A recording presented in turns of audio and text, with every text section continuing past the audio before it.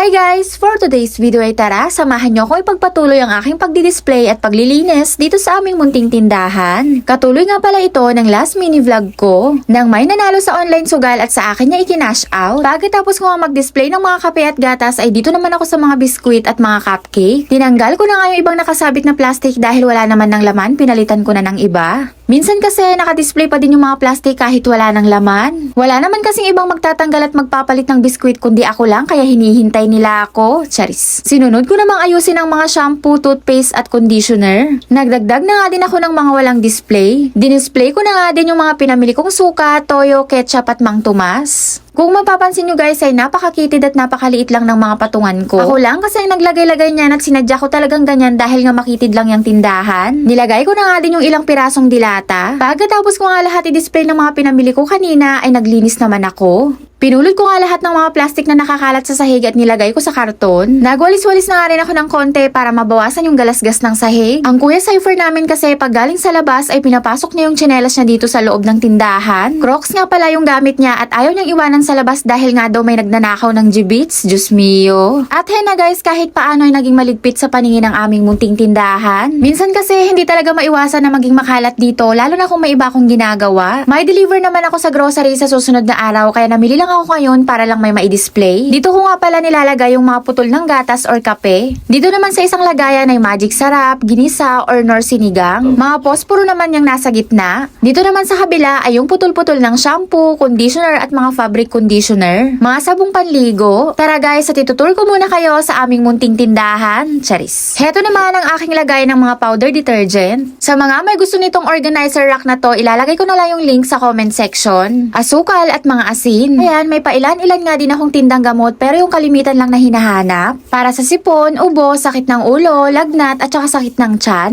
Marami na akong kulang na paninda pero sa susunod na araw pa magdi-deliver ang grocery dito sa aming munting tindahan. 3 times a week lang kasi nagdi-deliver ang grocery dito sa amin, hindi araw-araw. Ang mga binibili ko lang kasi sa grocery ay yung out of stock lang sa kanila. Dito sa Manila, hindi mahirap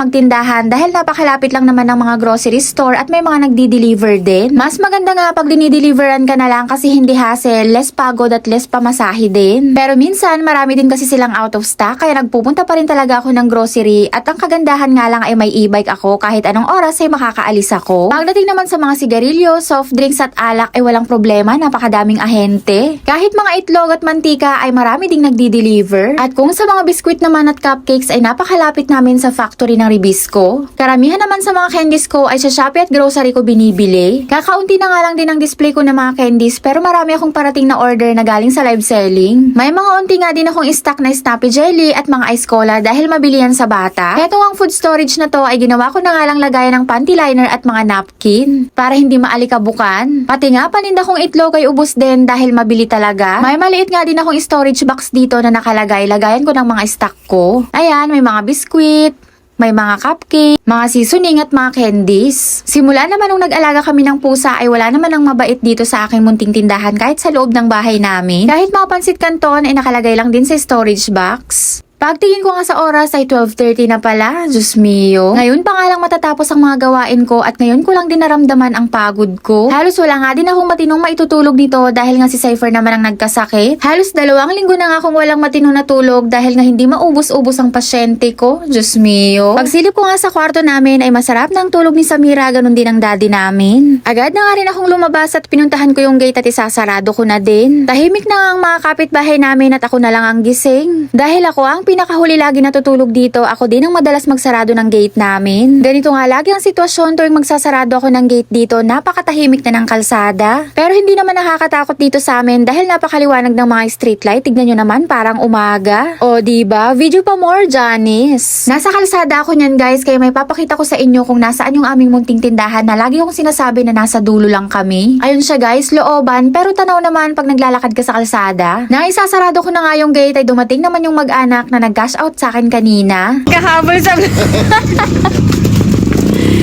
oh. At ang saya-saya nga nila. Biniro pa nga nila ako, nakahabol nga daw sila sa vlog ko. Dapat nadagdagan yung swerte ni Pango. Po. Nakatulog pa ng wallet doon sa Oh? Jollibee. Ibinalig niya naman doon sa counter. O diba, napakwento pa si tatay sa akin. Anak niya kasi yung nakapag-cash out sa akin tapos dumiretso silang Jollibee kahit gabing-gabi na. Nakapulot nga ng wallet daw yung anak niya na nag-cash out sa akin. Kaso nga lang sinauli nga niya daw sa counter. Sabi ko naman mas malaki ang kapalit nun. Nagsarado na nga din ako niyan dahil ngayon pa lang ako magkakaroon ng oras sa sarili ko. Loan na nga lang ang pinantatakip ko dyan sa harapan ng tindahan namin. Siguradong may magko-comment na hindi safe. Pero wag kayong mag-alala guys, kung sakali mang may magsubok na itaas ang loan na ikita agad yung mukha niya sa CCTV camera. Yung CCTV camera kasi namin na nakalagay sa loob ay nakafocus lahat dyan sa harapan ng tindahan. Heto naman ang itsura ng tindahan namin pag umaga na. Yun lang muna guys for today's video. Agyamanak! Bye-bye! Ma-share ko na nga lang pala sa inyo guys na seller kami ng expanded and perforated available in stainless and BI. Direct kami sa factory kaya sakto sa presyo at makakasigurado kayong good quality ang marireceive yung item. Pwedeng gamitin ito sa screen door, windows, dryer, speaker, kalkal, motor pipe or tambucho, filter, organizer, cage, commercial at marami pang iba. Available din po ang magpa-laser cutting ng stainless BI at acrylic. Pwede din po mag-order ng plain sheet, metal at acrylic.